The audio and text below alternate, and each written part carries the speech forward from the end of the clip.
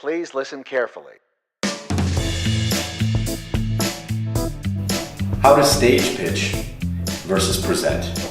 This is so important for all entrepreneurs and startup founders. Please understand the difference between pitching on a stage or in a private room and trying to make a sale versus making a general stage presentation and thought leadership. Do not over-focus on your visuals and your slides. That's 10% of the effort.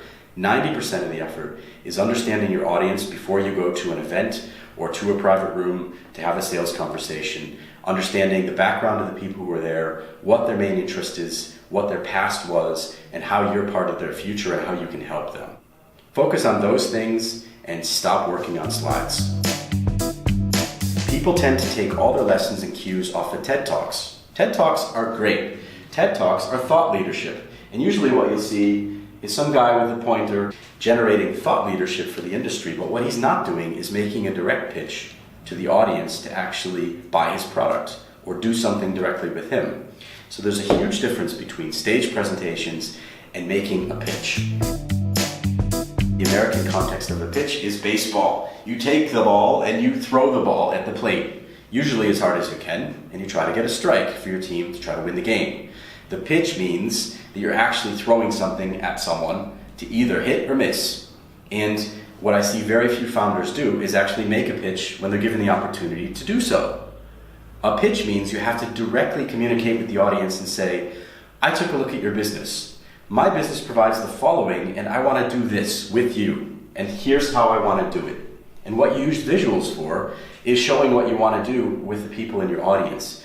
You do not put up a 25-page PowerPoint presentation and talk about the future of the industry and the market size and your potential and your new widget and all the features you're going to have, because frankly, you don't have them, and people see through very quickly what you do have and don't have in the vetting process.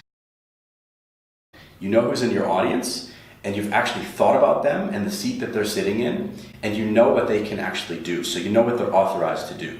So if you're trying to sell a robo-advisory user experience into a bank as a white label service, for example, again in the finance industry, you should already know, what has that bank experimented with in the past? How many people are sitting there from the innovation and digital side versus the commercial business side?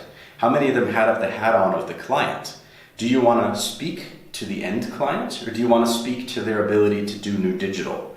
So your pitch should be completely tailored to that audience depending on who's there on that day, and also what you think they're most able and authorized to work with or buy in the end. Again, what I see a lot of people do is they focus on their slides. They focus on their presentation.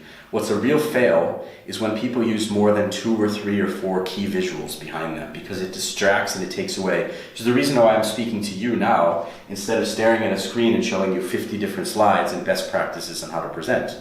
The best way to present is stick your chest out, get in the audience's face, sit in their seats and understand what they need to do. What are their goals? What are their objectives? And how can you help them? How can you give them value?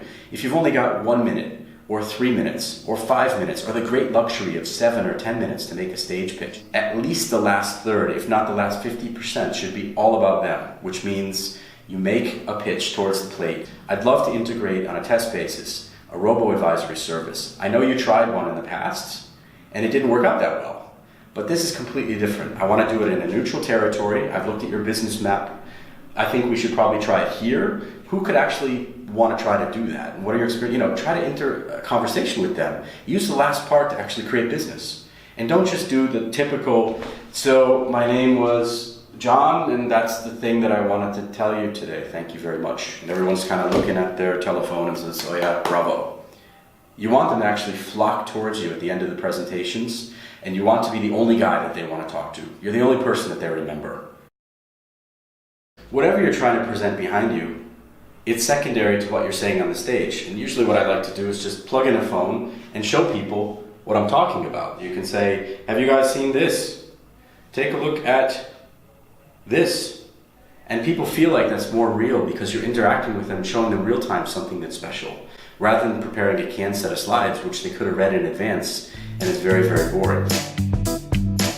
The key thing to making your pitch is create a very good storyline, which means the first thing you should do is not PowerPoint. Forget your visuals. In fact, have the balls to go without visuals. right? If you're going to use something behind you on the screen, you should only complement your verbal message as you're looking people in the eyes and you're speaking with them and interacting with them. You may even ask a question, have them raise their hands, but get those usually old frumpy men sitting back in their chairs like this, sitting forward and saying, wow, this is actually pretty good. That's the reaction that you want to generate. So forget your slides and write on one page of paper, just write down your key messaging and then play that with a few people. Sit down with one or two people and say, I want to do a 1-minute pitch with you. I want to do a 3-minute pitch with you.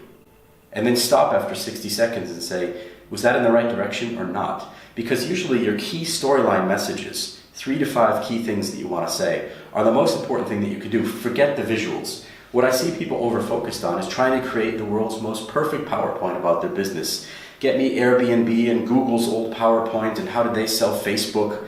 Forget it. It doesn't matter. This is about your business in 2018. It's very different from 2008.